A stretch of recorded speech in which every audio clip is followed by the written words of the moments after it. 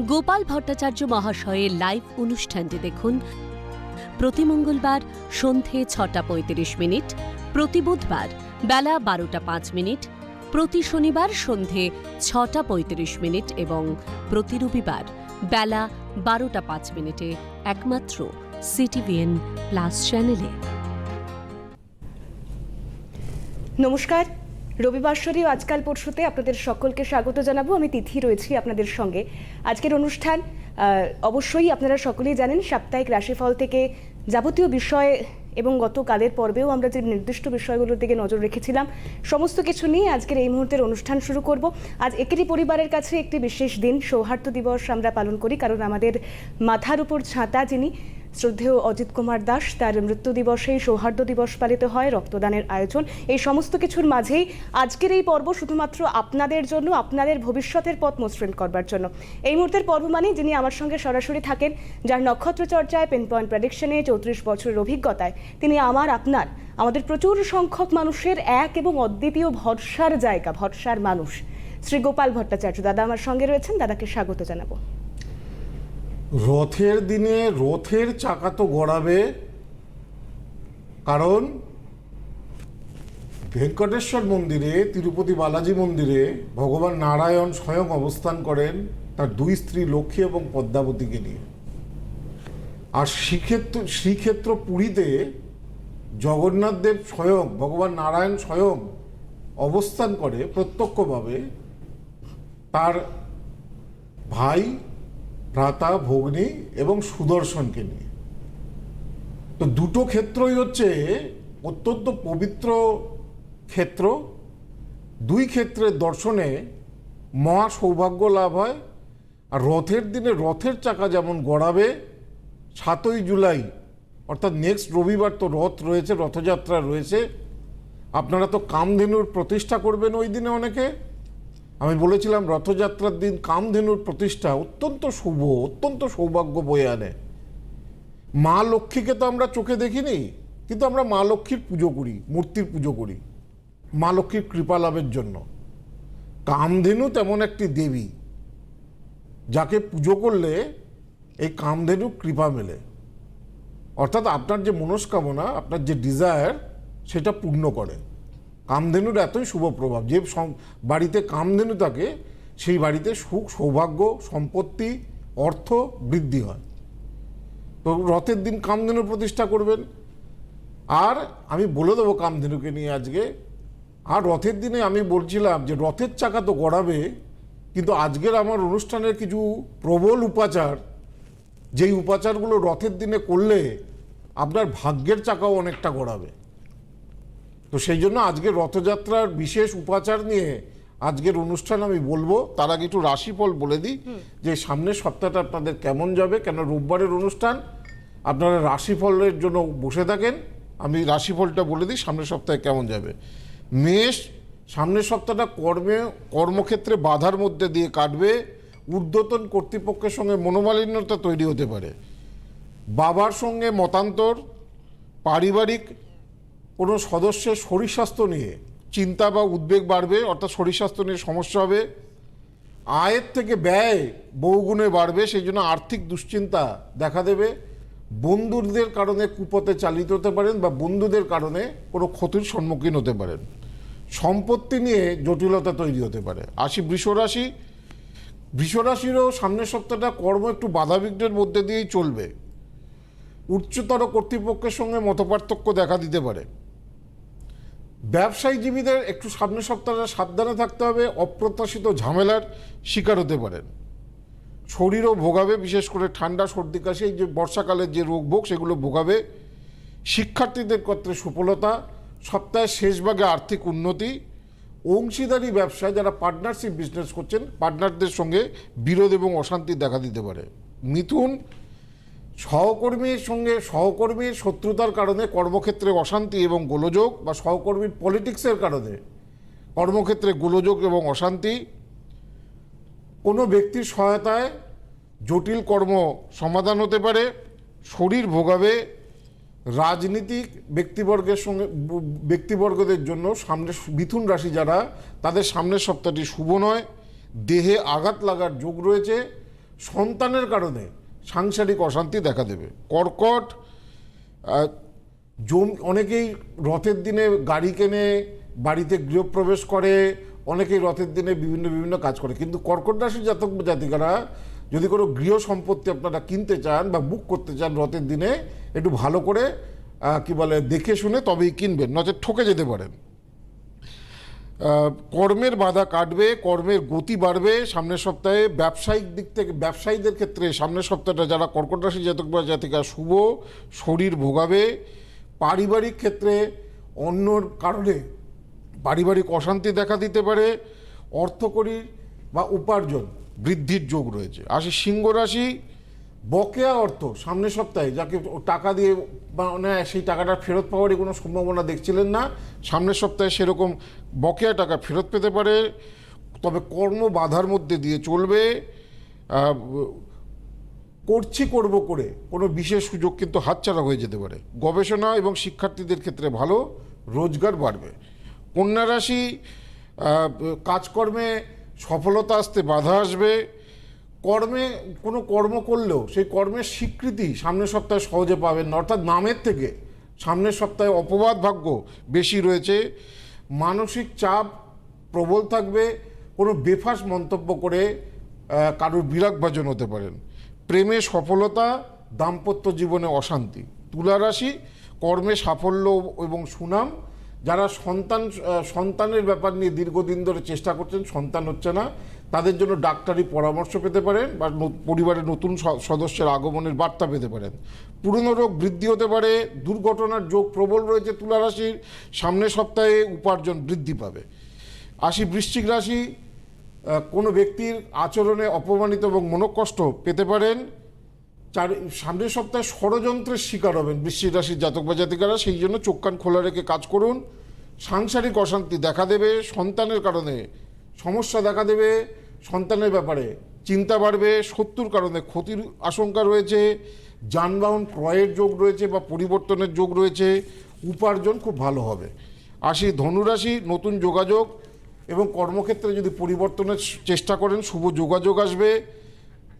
সম্পত্তি ক্রয় এবং বিক্রয় ক্ষেত্রে শুভ সপ্তাহ। সন্তানের কারণে উদ্বেগ বাড়বে।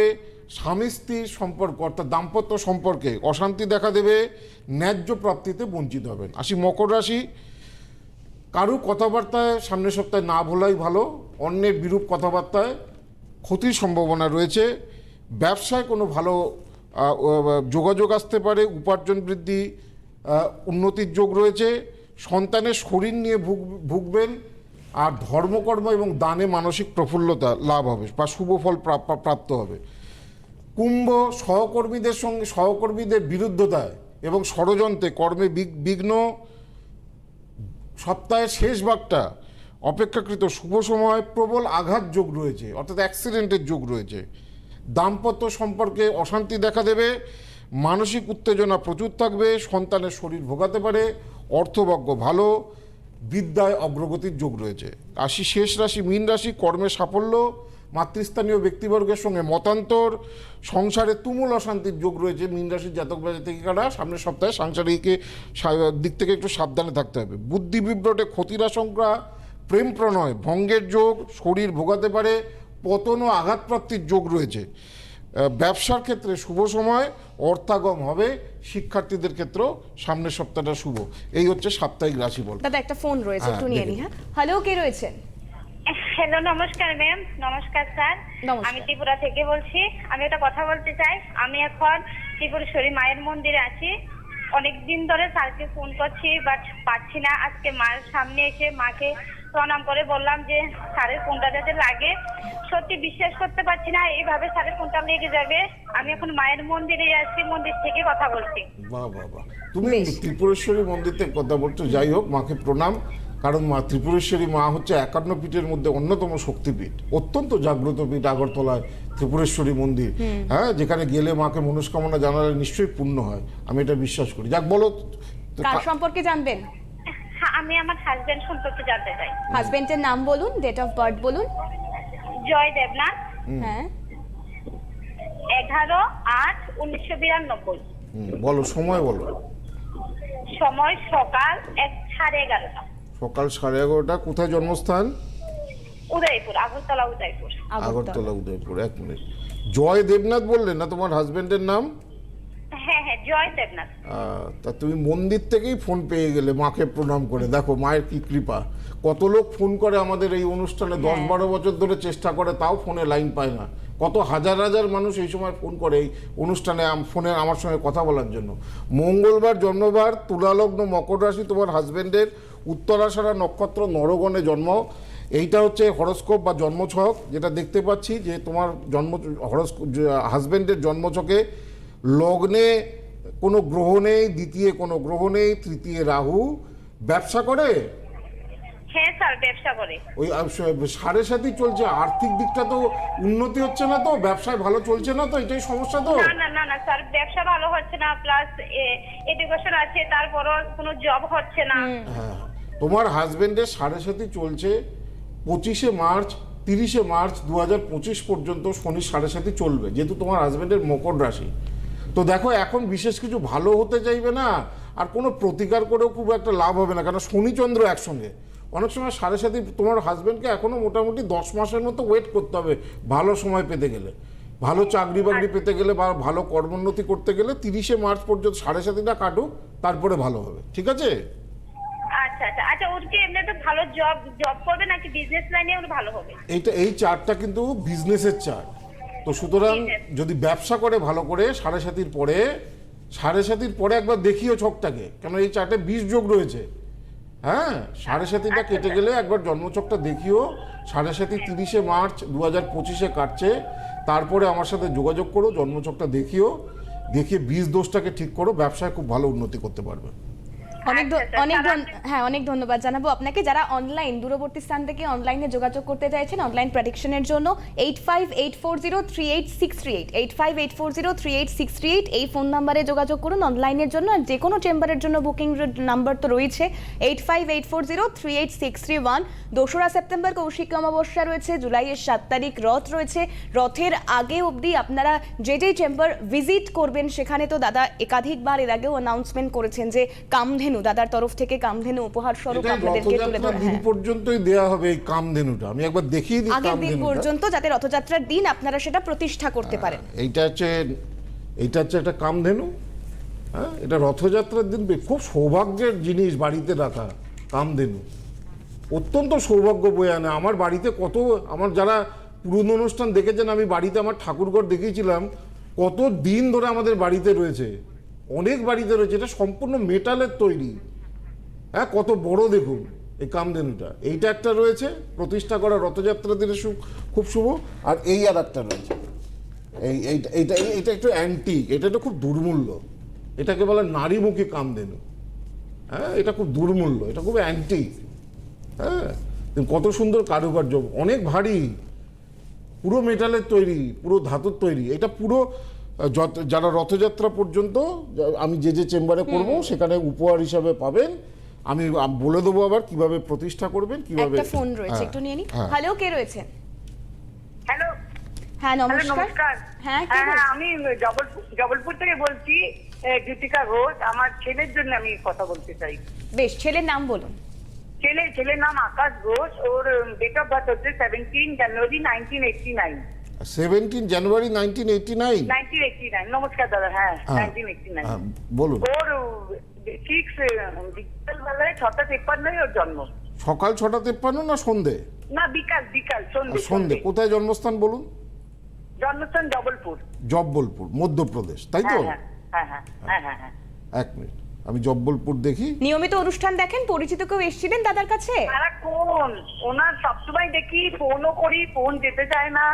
এই জন্য আমি কি করে যাবে বলুন? প্রচুর মানুষ একসঙ্গে এই সময় ফোন করেন। এমপি থেকে, মধ্যপ্রদেশ থেকে ফোন করছেন। হ্যাঁ, এখন এই সময় আগরতলা, সব জায়গায় মানুষই চেষ্টা করছে। প্রচুর মানুষ একসঙ্গে ফোন করে, তো এবার ওই সৌভাগ্যবশত যে ফোনটা আমরা ধরতে পারি আর কি। আচ্ছা, মঙ্গলবার ছেলের জন্মবার। হ্যালো। মঙ্গলবার। কর্কট লগ্ন, বৃষ রাশি, রোহিণী নক্ষত্র, নরগণে জন্ম। কেমন? এইটা হচ্ছে হরস্কোপ। এইটা হচ্ছে হরস্কোপ। দেখি জন্মছকটা কি বলছে। জন্মছকে যেটা পাওয়া যাচ্ছে যে লগ্নে কোনো গ্রহ নেই, অর্থস্থানে কেতু। অর্থস্থানে কেতু হ্যাঁ। থাকলে যতই পড়াশোনা থাকুক, যতই যাই থাকুক, আর্থিক যে জায়গায় পৌঁছানো উচিত সেই জায়গায় হ্যাঁ, হ্যাঁ। আর্থিক সৌভাগ্য লাভ হবে না যতক্ষণ না অর্থস্থানে কেতু রবির ঘরে ড্যামেজ। তো সেই জন্য আপনার ছেলেরা তো পড়াশোনা থাকবে কিন্তু জব স্যাটিসফ্যাকশন পাবে না, আর্থিক উন্নতি হতে চাইবে না, বুঝতে পেরেছেন? জবের বহুবার হ্যাঁ। চেঞ্জ হবে। হ্যাঁ হ্যাঁ, কিচ্ছুতেই চাকরি ভালো পাচ্ছে না, এত কষ্ট করে বোম্বেতে চাকরি করে ও। তো আমি তো বললাম ও কি টেকনিক্যাল লাইন নিয়ে পড়েছে? ও ইঞ্জিনিয়ারিং করেছে, হ্যাঁ, মানে টেকনিক্যাল লাইন নিয়ে পড়েছে, আমি তো বললাম। এমবিএ করেছে। হ্যাঁ, তো এটা না দেয় ঠিক। আপনার যদি দ্বিতীয় যদি কেতু থাকে, কেতু এমন একটা বাজে গ্রহ, অশুভ গ্রহ, সে পুরো জিনিসটাকে নষ্ট করে দেয়, ভালো ভাবটাকে।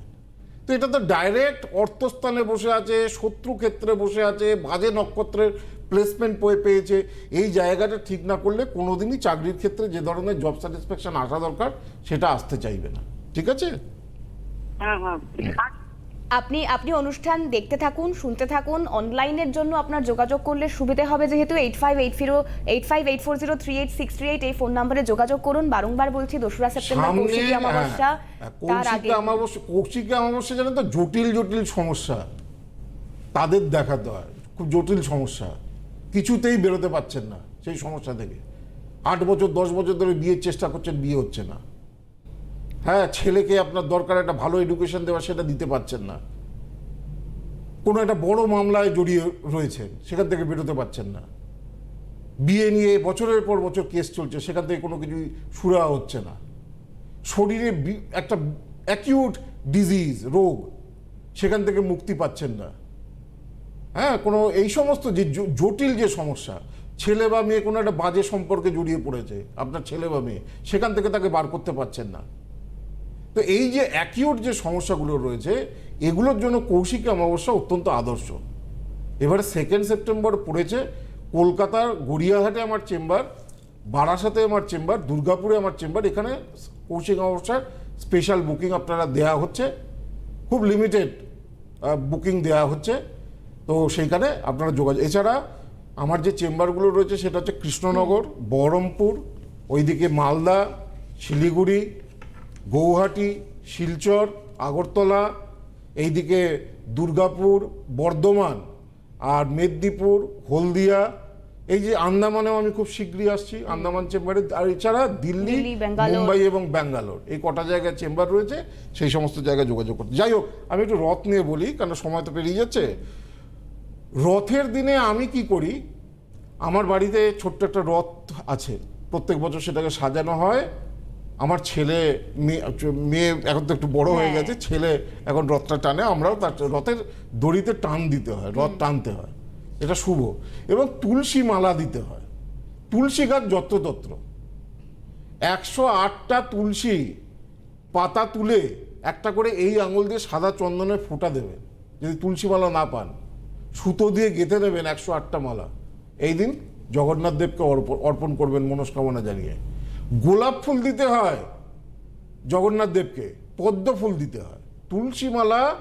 আর যদি বাড়িতে যদি জগন্নাথ বলভদ্র সুভদ্রা না থাকে, যদি রাধাকৃষ্ণ থাকে বা লক্ষ্মীনারায়ণ থাকে, তাকেই পুজো করবেন ওই তুলসী মালা দিয়ে বা গোলাপ ফুল দিয়ে এবং পদ্ম ফুল দিয়ে পুজো দেবেন। আর একটা হচ্ছে লেবুর মালা, জানেন তো, খুব ভালো, সমস্ত নেগেটিভ এনার্জিকে দূর করে দেয়। রথযাত্রার দিনে 28টা লেবু দিয়ে একটা মালা গাঁথবেন, ভগবান জগন্নাথকে বা নারায়ণকে বা রাধাকে, শ্রীকৃষ্ণকে অর্পণ করবেন। শরীর স্বাস্থ্য নিয়ে যাদের সমস্যা রয়েছে, হেলথ নিয়ে যাদের প্রবলেম রয়েছে, তাদেরকে বলি 28টা তুলসী পাতা তুলবেন। যারা শরীর স্বাস্থ্য নিয়ে ভোগেন, বা আপনার ছেলে ভোগে বা আপনার হাজবেন্ড ভোগে, যে কেউ একজন করলে হবে। তুলসী পাতার মধ্যে লাল চন্দন দিয়ে কোনো একটা সুন্দর ছোট কাঠি দিয়ে, মানে সুতো যাতে লেখা যায়, তার তুলসী পাতা তো ছোটো ছোটো হয়, আর নামটা লিখবেন। এবং 28টা পাতা একটা 2.5 পাক করে ঘুরিয়ে জগন্নাথ দেবকে হোক বা নারায়ণকে হোক বা ভগবান কৃষ্ণকে হোক অর্পণ করবেন। এতে রোগ মুক্তি ঘটে রথযাত্রার দিনে এই উপাচার করলে। আর ভাগ্যোন্নতির ক্ষেত্রে, ভালো চাকরি বাকরি, ভালো আর্থিক উন্নতির ক্ষেত্রে একটা সাদা কাপড়ের মধ্যে 7টা লবঙ্গ দুটো কর্পূরের টুকরো, এখন তো কর্পূরের কিউব কিউব টাইপের পাওয়া হয়, যায়, তো দুটো কর্পূরের টুকরো, 7টা সাদা লবঙ্গ, 7টা তুলসী পাতা এবং একটুখানি আতপ চাল দিয়ে একটা পুটলির মতো করে বেঁধে এটা জগন্নাথের পায়ে নিজের মনস্কামনা জানিয়ে অর্পণ করবেন। এতে আর্থিক সৌভাগ্য হয়। যদি চাকরি পাচ্ছেন না, কর্মোন্নতি হচ্ছে না, করবেন। যদি কিছুটা উপকার হয় তাহলে সেটাও তো অনেক ভালো। আর যাদের বিয়ে হচ্ছে না, হলুদ কাপড়ে 7টা, বিয়ের ব্যাপারে সমস্যা হচ্ছে, হলুদ কাপড়ে 7টা হলুদের টুকরো, 7টা হলুদ ফুল, 7টা কয়েন এই দিয়ে জগন্নাথের পায়ে অর্পণ করে সেটা কোনো জায়গায় লুকিয়ে রাখবেন, যতদিন না বিয়ের যোগাযোগ হচ্ছে, বিয়ের ভালো কিছু হচ্ছে না। এই উপাচারগুলো রথযাত্রার দিনে করতে পারেন। লেবুর মালা, তুলসী পাতার মালা গেঁথে নেবেন, তুলসী গাছ সব জায়গায় রয়েছে। হ্যাঁ, আর ওই যে বললাম, রোগ যদি শরীরে ভোগে, আপনার ছেলে খুব শরীর নিয়ে অসুস্থ, আপনার হাজব্যান্ড খুব শরীর নিয়ে অসুস্থ, 28টা তুলসী পাতা তুলবেন, জল দিয়ে ভেজাবেন না। তুলসীকে জলে ভেজালে এটা বরুণকে সমর্পণ হয়ে যায়। জলের ছিটে দিতে পারেন একটুখানি, কিন্তু সম্পূর্ণ তুলসীকে জলে ভেজানোর দরকার নেই। তুলসীকে জলে না ভিজিয়ে, তুলসী পাতা জলে ভিজতে পারে, তুলসীর বৃন্ত জলে ভিজলে কিন্তু সেটা উপকারে আসবে না। আচ্ছা, সেটা শুকিয়ে নিয়ে, নামগুলো শুকিয়ে নিয়ে, তাতে যাতে জল না থাকে, তারপরে কিন্তু তুলসী পাতাগুলোকে অর্পণ করবে, তবে কিন্তু সেটা কার্যকরী উপাচার হবে, তবে কিন্তু কার্যকরী শুভ হবে। আর এবারে শ্রাবণ মাসে 4টে সোমবার পড়েছে, সামনে শ্রাবণ মাস আসছে। দেখুন এইখানে আমি দেখাচ্ছি, আমাদের যে কলকাতায় যে বাগবাজার, উত্তর কলকাতার গিরিশ মঞ্চের বিপরীতে যে বাগবাজার এবং গড়িয়াহাট যশোদা ভবনে এবং বারাসাতে, এই দেখুন বানলিঙ্গ, এটা অরিজিনাল নর্মদেশ্বর বানলিঙ্গ। বাড়ির শিবলিঙ্গগুলো কি হয়, এগুলো বালি পাথর দিয়ে তৈরি করে, রং এঁকে দেয়, জল ঢালতে ঢালতে ক্ষয়ে একবারে সাদা হয়ে গিয়ে কিরকম বিচ্ছিরি হয়ে যায়। কিন্তু এই শিবলিঙ্গতে যত জল ঢালবেন তত আরও চকচক হবে, কারণ এটা নর্মদেশ্বর শিবলিঙ্গ, এর মধ্যে কোনো আর্টিফিশিয়ালিটি নেই। যেমন এই যে মাঝারি সাইজের যে শিবলিঙ্গ দেখো, অর্ধেকটা লাল অর্ধেকটা সাদা, এটা অর্ধনারীশ্বর শিবলিঙ্গ। আচ্ছা, খুব বাড়িতে রাখা অত্যন্ত উপকারী। আর তার পাশের যে শিবলিঙ্গটা দেখো, ন্যাচারাল চন্দ্রচূড় শিবলিঙ্গ, দেখো শিবের মাথায় চাঁদের মতো আঁকা রয়েছে, এটা চন্দ্রচূড় শিবলিঙ্গ। এই বানলিঙ্গ বাড়িতে রাখা অত্যন্ত উপকারী। শ্রাবণ মাসে এবারে 4টে সোমবার পড়েছে, বানলিঙ্গ প্রতিষ্ঠা করুন। বানলিঙ্গ প্রতিষ্ঠা, যে বাড়িতে বানলিঙ্গ থাকে সেই বাড়িতে অপমৃত্যু হয় না, অ্যাক্সিডেন্টাল ডেথ হয় না। যে বাড়িতে বানলিঙ্গ থাকে সেই বাড়িতে কখনো দারিদ্রতা আসতে পারে না। যে বাড়িতে বানলিঙ্গ থাকে সেই বাড়িতে সমস্ত ধরনের ভৌতিক উপদ্রব চলে যায়। যে বাড়িতে বানলিঙ্গ থাকে সেই বাড়িতে যত বড়ই বাস্তুদোষ থাকুক না কেন, অনেকাংশে বাস্তুদোষ নাশ হয়।